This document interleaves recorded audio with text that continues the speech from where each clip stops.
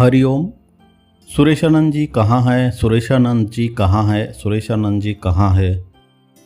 पिछले गत 10-11 वर्षों में अनेकों बार इस सवाल की गूंजती रही। तो इस विषय में आगे बढ़ने से पहले हम यह बात स्पष्ट कर देते हैं कि इस वीडियो में रखे गए विचार ईश्वर की ओर के निजी विचार है। पूज्य बापूजी के जेल मंदिर जाने के बाद कुछ समय में ही सुरेशानंद जी अचानक साधकों के बीच से कहीं ओझल हो गए, जिस विषय को आश्रम विरोधी तत्वों ने भी काफ़ी भूना और इस विषय पर अपनी रोटियां सेकी।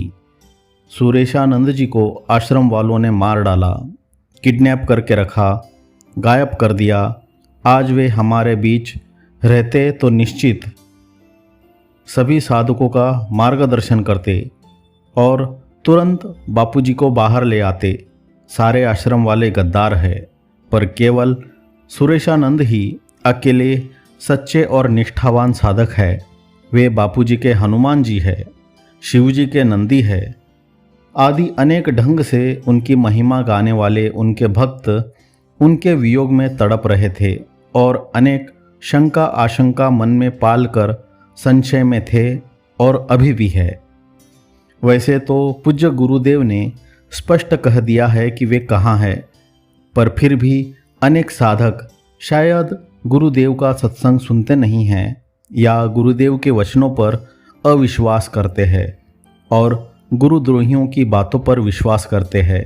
इसलिए आज हम सुरेशानंद इस विषय पर खुलकर अपनी बात रखते हैं। सबसे पहले यह बात हम स्पष्ट करते हैं कि हमारा उद्देश्य सुरेशानंद जी की बापूजी के प्रति श्रद्धा, गुरु भक्ति और गुरु निष्ठा पर उंगली उठाने का या उनको नीचा दिखाने का नहीं है। फिर भी बार बार यह मुद्दा उछलता रहा कि सुरेशानंद जी आखिर है कहाँ। कुछ साधक आश्रम में फ़ोन करते, पूछते, पर जब आश्रम वालों को ही पता नहीं तो वे भी क्या बताते। साधकों की श्रद्धा आहत न हो इसलिए कभी कह देते थे कि एकांत में है आदि। कुछ साधक यह भी कयास लगाते रहे कि उन पर भी षड्यंत्र करके फंसाया जाता, इसलिए वे एकांत में हैं। पर 1 साल 2 साल करते करते 11 साल हो गए। हम श्री सुरेशानंद जी के प्राइवेसी का, उनके निजी निर्णयों का, उनके स्वतंत्रता का सम्मान करते हैं। वो जहाँ भी है उनकी ईश्वर में प्रीति बढ़े, साधना में आगे बढ़े और गुरु कृपा के अधिकारी बन जाए, ऐसी हमारी शुभकामना है। पर साथ में कुछ बातों का खुलासा करना अभी जरूरी हो गया है, क्योंकि उनके नाम पर अनेक सवाल और लांछन आश्रम पर लग रहे हैं। सुरेशानंद जी की हत्या कर दी, गायब कर दिया, इस तरह के गंभीर आरोप आश्रम पर लगे हैं और 20 FIR हो चुकी है। उनके नाम से षड्यंत्रकारी आश्रम के विरोध में बड़ा गंदा माहौल बना चुके हैं और बना भी रहे हैं।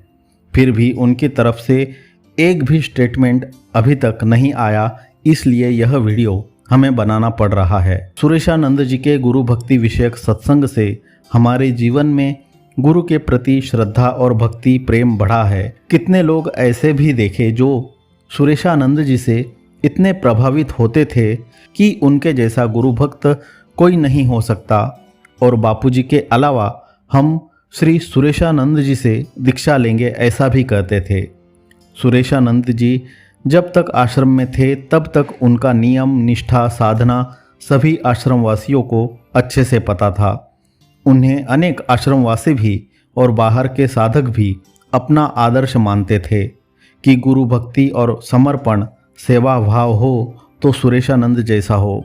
गुरुजी ने भी उन पर प्रेम, स्नेह, कृपा खूब बरसाया। जैसे अनेक बार सत्संग में भी बताया कि वे एक गरीब घर से थे। माँ के निधन के बाद उनके पिताजी ने उनकी मौसी से विवाह करके उन्हें पाला, लेकिन घर के हालात और गलत लड़कों की संगति से वह नासमझ बालक गलत आदतों में लिप्त होता जा रहा था। घर के सामान बेच देना, फिल्में देखना आदि आदि। फिर उनकी माँ जो मौसी थी बापूजी के आगे आकर रोई और कहा कि बापू या तो ये मर जाए या तो मैं, पर पूज्य गुरुदेव ने करुणा कृपा करके जैसे अनेकों को तारा सन्मार्ग पर लगाया, वैसे उनको भी अपना लिया और कहा कि न तू मरे न ये बालक मरे, बच्चे को हमारे पास आश्रम में रख दो। उसके बाद पूज्य गुरुदेव ने उन्हें अपनी करुणा कृपा से माँ एवं बाप का भी प्यार दिया। पतन से उठाकर साधना के उस उच्च शिखर पर बिठाया जहाँ पहुँचने के लिए बड़े बड़े योगी तो क्या देवता भी तरसते हैं। जिस बालक को समाज के लोग क्या घर के लोग भी नालत देते थे, कोसते थे, उस बालक को इतना चमकाया कि देश विदेश के सारे साधक उनके दर्शन सत्संग को तरसते थे। जहाँ बापूजी को सत्संग के लिए पहुँचना कठिन होता था, वहाँ वे निश्चिंत होकर बड़े विश्वास से सुरेशानंद जी को भेजते थे और सुरेशानंद भी इस बात को मानते हैं और गुरुदेव की इस करुण कृपा का बयान करते करते इतने भाव विभोर हो जाते थे कि सारा पंडाल भी अपने अश्रुधारा रोक नहीं पाता था। फिर ऐसा क्या हुआ कि पूज्य बापूजी पर संकट आया और पूज्य गुरुदेव को जेल जाना पड़ा, तो सारा साधक समुदाय एक अच्छे प्रतिनिधि की तलाश में था। किसी को समझ में नहीं आ रहा था कि आगे क्या करना चाहिए। कोई ऐसा प्रतिनिधि नहीं मिला जिसके पीछे सारे साधक आंखें बंद करके उनके मार्गदर्शन में आगे बढ़े। इस बात का फायदा आश्रम विरोधी तत्वों ने खूब उठाया। नारायण साईं भी जब तक लड़ सकते थे खूब लड़े। षड्यंत्र से बचते बचाते भी अनेक जगह साधकों को संगठित करते हुए संत सम्मेलनों के आयोजन करके समाज में सच्चाई पहुंचाते रहे, षड्यंत्र का भंडाफोड़ करते रहे। उन्हें पता होते हुए भी कि किसी भी क्षण उनको भी कारावास में ठूस दिया जाएगा, वे आखिरी समय तक साधकों का नेतृत्व करते रहे, मार्गदर्शन करते रहे। उसके बाद साधक जिसे अनाथ हो गए और लगा कि बापूजी की बेटी शायद नेतृत्व करेगी, पर वह तो खुद बड़ी षड्यंत्रकारी और गुरुद्रोही निकली।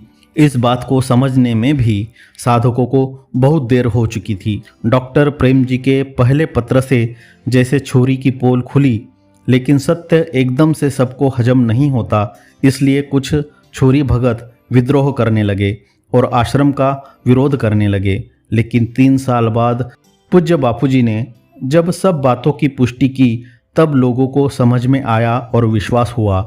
लेकिन यहाँ सुरेशानंद जी के बारे में लाइव में बापूजी बोल चुके हैं, फिर भी आश्रम पर झूठे आरोप लगाने से बाज नहीं आ रहे और श्री सुरेशानंद जी ने भी अभी तक इस विषय पर एक वीडियो भी रिलीज नहीं किया। उम्मीद करते हैं शायद इस वीडियो के बाद करें। और हमने भी अपने इंस्टाग्राम, यूट्यूब, टेलीग्राम पर जब भी उनके बारे में सवाल पूछे जाते थे तो स्पष्ट जवाब दे दिए हैं कि वे भगोड़े थे। इस षड्यंत्र के पहले भी वे करीब 6 बार आश्रम छोड़कर भाग गए थे। फिर करुणा सिंधु गुरुदेव राजू भाई गोगड़ को भेजकर उनको समझा बुझाकर आश्रम में लाने का प्रयास करते थे, तब वे वापस आते थे। एक बार तो नासिक शिवरात्रि का महाआयोजन शिविर में वे आए ही नहीं। उस समय श्री रामा भाई और रेखा बहन, इन्होंने पूरा शिविर संभाला। उस समय रामा भाई वक्ता भी बापूजी के मंच पर से सत्संग करने में नए नए थे, तो बापूजी को भी कष्ट सहकर जल्दी आना पड़ता था और बापूजी रामा भाई को तब से ज़्यादा विश्वास से और जिम्मेदारी देने लग गए। इतने बड़े गुरु भक्त होकर भी वे क्यों भाग जाते थे, यह एक महत्वपूर्ण प्रश्न है। एक संभावना तो यह है कि जितनी गुरु भक्ति उनके प्रवचनों में वे व्यक्त करते थे, उतनी गुरु भक्ति उनके जीवन में नहीं थी। अनेक कथावाचक भागवत कथा करते हैं, पर उनके जीवन में भक्ति नहीं होती। वे सिर्फ बोलते हैं और भोले भाले लोग उनको भक्त मान लेते हैं। कभी कभी कोई डोंगरे महाराज जैसे कथावाचक सच्चे भक्त होते हैं। वैसे ही सुरेशानंद जी जब अश्रुपूर्ण नेत्रों से वे गुरु भक्ति की बातें बताते, तब उनके भावुक श्रोता भी भाव में आकर आंसू बहाने लगते और समझते कि वक्ता कोई बड़े गुरु भक्त है। यदि वे गुरु भक्त होते तो चाहे कितनी कठिन परिस्थिति आ जाए, पर वे गुरुद्वार नहीं छोड़ते। वे अनेक बार गुरुद्वार छोड़कर भाग गए। दूसरी संभावना यह है कि उनसे कोई बड़ा अपराध अवश्य हुआ होगा जिसके संभावित दंड से डरकर वे भाग जाते थे। हम उसके बारे में विशेष बताना नहीं चाहते, पर वे इस बात को अच्छी तरह से जानते हैं। जो बालक घर में आग न लगी तो तब भी घर छोड़कर भागता हो, वह घर में आग लगे तब कितनी देर रुकेगा। ऐसे ही जब षड्यंत्र हुआ तब वे मौके का फायदा उठाकर भाग गए। जिन गुरुदेव ने उनका अनेक वर्षों तक पालन किया, एक अनाथ गुमराह बालक में से एक प्रसिद्ध प्रवचनकार बनाया, देश विदेश में प्रसिद्धि दिलाई, उनको मिलकर जाने की हिम्मत भी वे न जुटा सके। गुरु की आज्ञा लेकर अनेक साधक आश्रम छोड़ गए हैं। वैसे वे भी आज्ञा लेकर जाते तो उनके लिए गुरु के हृदय में स्थान बना रहता, पर उतना विवेक उनमें नहीं था। ऐसे व्यक्ति को भगोड़ा न कहे तो किसको कहे। राहुल जोशी टीम पहले खुद बोलते थे, सुरेशानंद जी को बापूजी ने एकांत में रहने को कहा है, अब कहते हैं कि आश्रम वालों ने मार डाला है। ये तो इन पाखंडियों का दोगलापन है। आश्रम में अनेक वर्षों तक रहने के बाद कोई भगोड़ा भाग जाए तो क्या वह अपना एड्रेस बताकर जाएगा? 11 साल बाद वह कहाँ है, यह आश्रम वालों को पूछना मूर्खता की पराकाष्ठा है। उनके विषय में आगे बढ़ने से पहले साधकों को स्वयं समझना चाहिए कि हमारी श्रद्धा किसी व्यक्ति या परिस्थिति पर निर्भर नहीं रहनी चाहिए। बीच में सुरेशानंद जी का एक वीडियो फोटो भी सामने आया था तो कई साधक हिल गए, अरे इन्होंने संसारी जैसे कपड़े पहने, ऐसे कैसे हुआ? यहाँ पर दो बात समझना पड़ेगा। अगर आपकी श्रद्धा बापूजी पर है तो उनका कोई शिष्य आश्रम में पीले कपड़े पहन कर रहता हो और बाद में संसारी बन जाए तो यह उसके पतन की निशानी है। कोई साधक हमारा गुरु भाई तब तक है जब तक वह हमारे गुरुदेव की आज्ञा में चलता हो। अगर वह गुरु आज्ञा का उल्लंघन करके मनमुख हो जाए तो वह हमारा गुरु भाई नहीं है। जिसकी श्रद्धा बापूजी पर अटूट है उसकी श्रद्धा किसी भी वक्ता के पतन से हिल सकती है। हर साधक उसके पतन के लिए स्वयं जिम्मेदार है। इससे गुरुदेव के प्रति हमारी श्रद्धा और दृढ़ होनी चाहिए कि ऐसे अधम जीवों को भी वे शरण देते हैं और ऊपर उठने का मौका देते हैं। वे सचमुच अधम उद्धारक है। उनके हृदय में कितनी करुणा है कि वे प्राणी मात्र को उठाने के लिए तत्पर है। वे चाहते सब झोली भर ले, निज आत्मा का दर्शन कर ले।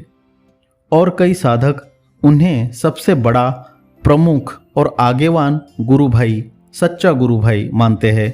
तो घर के बड़े जिम्मेदार सच्चे बेटे का फर्ज बनता है कि घर के मुखिया पर संकट आए, पिता तकलीफ में हो तो वो अपनी जिम्मेदारी समझे और घर को और अन्य भाई बहनों को संभाले। कुछ करने में सक्षम न हो तो भी उनके साथ खड़े रहे, उन्हें दिलासा तो दे।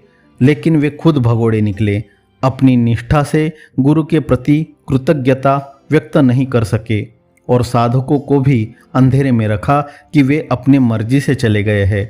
हम तो कम से कम श्री नारायण साईं जी के आभारी हैं और उन्हें इस मामले में तो उनको बड़ा आदर से भावपूर्ण प्रणाम करते हैं। जब तक संभव हुआ उन्होंने साधकों को संभाला, समझाया, षड्यंत्र के खिलाफ लड़ते रहे और आखिर जेल जाना पड़ा तो वह भी स्वीकार किया, पर भागे नहीं। गुरु के प्रति अपना धर्म निभाया।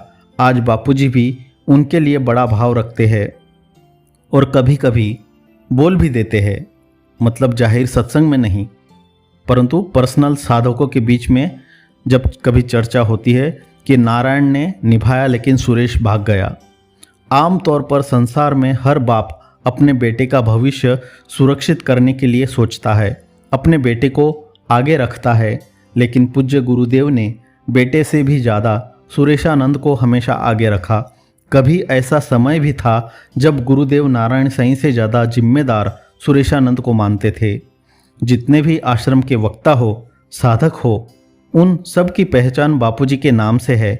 लेकिन ये भगोड़े आज भी गुरु को तो छोड़कर निकल गए, परंतु अभी भी सारे गुरुदेव के शिष्यों के संसाधन का ही उपयोग करते हैं। आज भी उन्हीं गुरु के शिष्यों के आश्रित है। अभी तक 11 वर्षों में अनेक जगह अनेक साधकों को मिले हैं, दिखे हैं, तो हमेशा बापूजी के साधकों के साथ ही दिखे हैं। उनको हनुमान जी नंदी की तरह बताने वाले इस बात को समझ ले कि हनुमान जी ने कभी राम जी का साथ नहीं छोड़ा और हर कठिन समय में राम जी की सेवा में तत्पर रहते थे, सेवा खोज कर लेते थे। राम जी को संकट में छोड़कर भाग नहीं गए थे।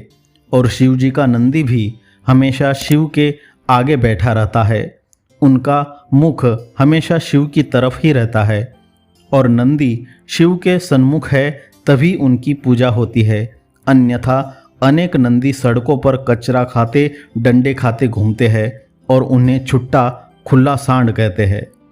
सुरेशानंद जी के गुरु भक्ति के सत्संग की जरूरत उनको खुद को है। गुरु जी ने जेल में जाते समय उन्हें सेवा दी थी कि समितियों, साधकों को संगठित करो, बांधे रखो, आदि आदि। लेकिन महान गुरु भक्त गुरु की आज्ञा को छोड़कर गुरु आज्ञा का उल्लंघन करके भाग गए। और अब कोई पूछता है तो कहते हैं गुरुदेव आएंगे तब आ जाऊंगा। अब सुरेशानंद क्यों भाग गए, उनके मन में क्या चल रहा है, ये तो वे ही जाने। पर साधक अनुमान लगाते रह गए कि शायद उन पर भी संकट आता, जेल में डाल देते। तो गुरु भक्ति की बड़ी बड़ी बातें करना अलग बात है और गुरु के लिए कुछ करके दिखाना या कम से कम साथ में टिके रहना अलग बात है। और अगर माने जेल में जाने से बचने के लिए भागे तो भी भाग कर क्या गुरुदेव के हित में कार्य कर लिया। कम से कम आश्रम पर होने वाले हमलों और उनके नाम से जो अफवाहें और एफआईआर हो रही है, आश्रम पर लांछन लग रहे हैं, उनको वे क्लियर कर सकते थे। वो भी नहीं किया गत 11 वर्षों में। एक पुराना प्रसंग है। एक समय की बात है जब राजू लंबू, सतीश, भाणा आदि टूर के संचालक टूर में चलते थे और वो समय था जब सुरेशानंद जी की बड़ी प्रसिद्धि चरम पर थी और उनका डंका बज रहा था। एक दिन बापूजी के व्यासपीठ के नीचे ये सब साथ में बैठे थे और बातें हो रही थी। उस समय राजू लंबू ने एक बात पता नहीं कैसे कह दी कि देखना, जब आश्रम पर संकट आएगा ना तो सबसे पहले बापजी अर्थात सुरेशानंद ही भाग जाएंगे। उनके साथ एक दो और संचालक बैठे थे, उनमें से एक ने हमें यह बात बताई है जिन्होंने प्रत्यक्ष यह सुना था। और यह बात सपने में भी विचार या कल्पना करने जैसी नहीं थी उस समय कि ऐसा भी कभी हो सकता है।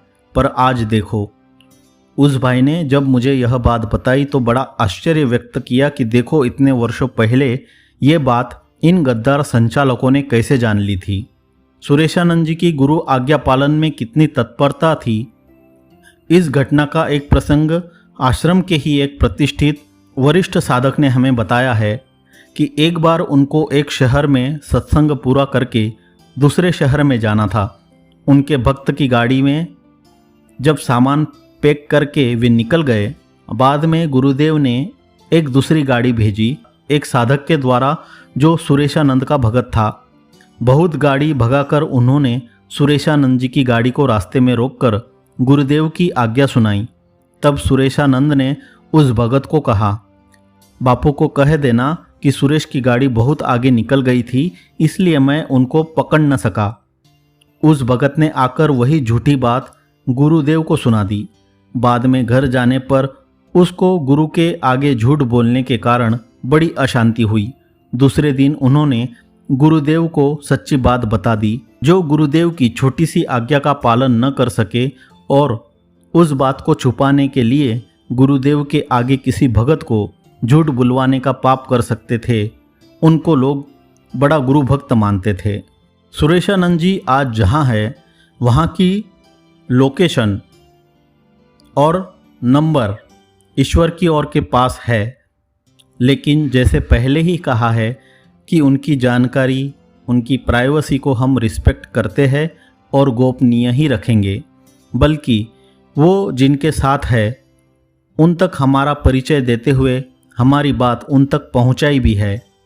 तो जवाब आया है कि बाप जी अर्थात सुरेशानंद जी आपको पहचानते हैं, आपका नंबर भी सेव किया है और कहा है वे प्रत्यक्ष आपसे बात करेंगे, आपको फ़ोन करेंगे। तो हमें उनके फ़ोन का इंतज़ार भी है। लगभग 1 साल पहले वे वृंदावन में कहीं घूम रहे थे। इस बात का आप यह अर्थ न निकाले कि वे वृंदावन में रहते हैं, पर कभी कभी जाते रहते हैं। तो हमारे एक भाई को वो वहाँ मिल गए थे। उन्होंने सुरेशानंद जी से कहा कि आपको सब याद करते हैं, कृपया आप कम से कम अपने नज़दीकी परिचित लोगों से तो बात कर लो। उन्होंने कहा कि भले मेरे फ़ोन से आप गोकुल दादा से बात कर लो, बालू भाई से बात कर लो, लेकिन सुरेशानंद जी ने स्पष्ट कहा कि हमें भी सबकी याद आती है, पर हम किसी से बात करना नहीं चाहते। जब करना होगा बात कर लेंगे। फिर उस भाई को कुछ दक्षिणा और प्रसाद देकर जाने को कहा। राजू गोगड़, रूपा भाई, ये तो सुरेशानंद जी के प्रिय मित्र हुआ करते थे।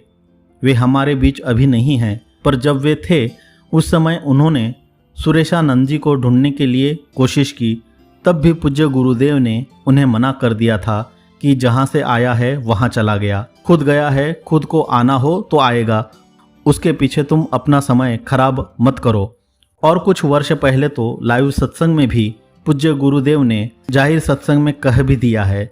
इसलिए जो दिन रात सुरेशानंद जी के नाम से आश्रम को बदनाम कर रहे हैं, उनको समझ लेना चाहिए कि वे भगोड़े हैं। नारायण हरि हरि ओम हरि। ऐसे ही सुरेश वाह भाई पची नहीं, जहाँ से आया उसी रास्ते गिर गया। कुत्ते को घी हजम नहीं होता, मांस तो चबा लेगा, मांस कच्चा खा जाएगा, लेकिन घी हजम नहीं कर पाएगा। ऐसे ही अयोग्य व्यक्ति को गुरु कृपा, सत्संग कृपा, भगवान के अवतारों की कृपा हजम नहीं होती। 11 साल में सुरेशानंद जी ने बापूजी से कभी बात की है ऐसा हमारे संज्ञान में तो नहीं है। हाँ, लेकिन 3-4 बार पूज्य गुरुदेव का स्वास्थ्य अति बिगड़ा और गुरुदेव लगभग मरणासन्न अवस्था तक पहुंच गए। तब कहीं अभी आखिरी बार उन्होंने आश्रम में फ़ोन करके गुरुजी का स्वास्थ्य जाना और चिंता व्यक्त की, लेकिन फिर भी पूज्य गुरुदेव से उन्होंने न बात करने की इच्छा जताई, न कभी कोशिश की। अरे संसारी भी कोई परिचित पीड़ा में होता है, दुख में होता है तो हालचाल पूछ लेता है। इन्होंने तो 11 साल में कभी गुरुजी के लिए हालचाल नहीं पूछा। अभी बापूजी 25 दिन एम्स में मरणासन्न अवस्था तक पहुंच गए, तब भक्तों ने कुछ कहा, तब फ़ोन किया, लेकिन फिर भी बापूजी से बात करने की रुचि नहीं दिखाई। अब तक रखी सारी बातों से हम ऐसा निष्कर्ष निकाल सकते हैं कि गुरुदेव का यश था, कीर्ति थी, तब उनके वाहवाही में मलाई खानी तो उनको बड़ी रास आई, लेकिन गुरुदेव और आश्रम पर संकट आया तो गायब ही हो गए। हाँ, लेकिन एक बात का हमें समाधान यह है कि आश्रम और बापू की फेवर में भले कुछ किया नहीं, कृतज्ञता दिखाई नहीं, पर छोरी जैसा आश्रम और बापू के लिए गलत काम करने की कृतज्ञता भी नहीं की। हम फिर ये बात कर दें कि उपरयुक्त सारी बातें श्री सुरेशानंद जी को बदनाम करने के उद्देश्य से नहीं की है, साधकों में फैली हुई अफवाहों और झूठे आरोपों का खंडन करने के लिए है। अब भी उनमें गुरुदेव के प्रति कुछ कृतज्ञता हो तो वे कम से कम हमसे संपर्क करके आश्रम पर जो उनके हत्या, अपहरण आदि के आरोप लग रहे वे झूठे हैं, बेबुनियाद है, ऐसा कुछ वीडियो पहुंचा देंगे तो हम सभी साधक उनके आभारी रहेंगे, अन्यथा वे कृतज्ञ माने जाएंगे। आश्रम के खिलाफ जहर उगलने वाले कितने बेवकूफ़ है कि जो आश्रम छोड़कर अपने कर्तव्य से विमुख होकर भाग गए हैं, उनको वे सच्चे गुरु भक्त बापूजी के हनुमान जी, शिव जी के नंदी बताते हैं। और जिन समर्पित साधकों ने संकट के समय में भी कर्तव्य नहीं छोड़ा, अनेक कष्ट और लांछन सहकर गुरुदेव के दैवी कार्यों को करते रहे, उनको वे गद्दार बताते हैं। ऐसे मतिभ्रष्ट लोगों से हमारा एक प्रश्न है कि क्या कोई षड्यंत्रकारी अपना षड्यंत्र पूरा होने के बाद उस स्थान में रहता है? बम ब्लास्टिंग करने वाला उस कार्य में सफल होने के बाद क्या उसी स्थान में रहता है? नहीं, वह तुरंत दूसरे शहर या देश में भाग जाता है और षड्यंत्र से मिले पैसे से भोग भोगता है। तो बापूजी को जेल में डालने का षड्यंत्र अगर आश्रम वासियों ने किया होता तो उनको आजीवन कारावास की सजा मिलने के बाद वे आश्रम में क्यों रहते? वे षड्यंत्र से मिले हुए धन का उपभोग करने स्विट्जरलैंड या पेरिस चले जाते। देश की प्रमुख पार्टियों के द्वारा करोड़ों रुपए खर्च करके जिन मिशनरियों ने षड्यंत्र किया हो वह इतना दुर्बल नहीं होता कि उसमें उनको आश्रमवासियों का सहयोग लेना पड़े। जब षड्यंत्र सफल हो गया फिर उनको किसी आश्रमवासी के सहयोग की क्या आवश्यकता रहेगी। गुरुदेव जेल में गए तब से आश्रम का सारा धन आश्रमवासियों के नियंत्रण में है। वे धन लेकर भाग क्यों नहीं गए? वे आश्रम के धन को लुटाकर स्विट्जरलैंड या पेरिस में भोग भोगने के बदले आश्रम में निष्ठापूर्वक सेवा क्यों करते हैं? इससे सिद्ध होता है कि कोई भी आश्रमवासी षड्यंत्रकारी नहीं है। उनको षड्यंत्रकारी बताने वाले गद्दार लोग ही षड्यंत्रकारी है। हरिओम। गुड़ कर दूं 100 का चार। तो उन्होंने बोला कि हाँ ठीक कर दो। तो उन्होंने पूछा नाम क्या है? तो उन्होंने बोला सन्नी जेटली। तो मेरे मन में फिर आया ख्याल, मैंने कहा जेटली कास्ट है, पैसे वाले आदमी है, फिर भी इतने कम पैसे की पर्ची। तो मेरे को ना तुरंत जब उन्होंने सन्नी जेटली, फिर मैंने जब देखा मैंने थोड़ा उनकी तरफ देखा क्योंकि मेरे को थोड़ी आवाज जानी पहचानी लगी। मैंने कहा आवाज कहीं सुनी है, फिर मैंने शक्ल देखी उनकी। तो मैं थोड़ा देखता रहा 2 सेकंड हो गए, 3 सेकंड हो गए, फिर मैंने ना एकदम मेरे को एकदम पहचान एकदम हिल गया। मैंने कहा ये तो सुरेश आनंद जी है। तो मैंने उनको ना हल्के हाथ से हरिओम बोला। मैंने कहा हरिओम। तो वो चुप हो गए, उन्होंने मेरे को देखा नहीं। तो मैंने बोला कि हरिओम आप कहाँ थे? मैंने ऐसे बोला हल्की आवाज में, कहाँ हैं आप? तो उन्होंने मेरे को बोला कि कौन, हम लोगों को हम पूछते रहते कौन कहाँ है, हमें अपना नहीं पता हम कहाँ हैं।